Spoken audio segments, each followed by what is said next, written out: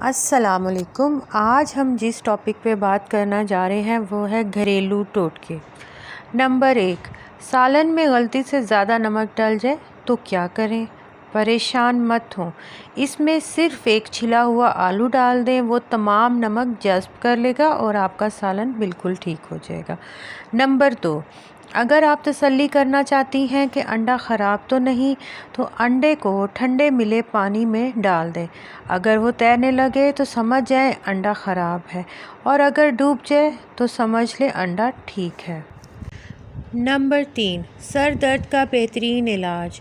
एक लीमू लें और इसे काटें, फिर इसको अपनी पेशानी पर मलें, सर दर्द ठीक हो जाएगा।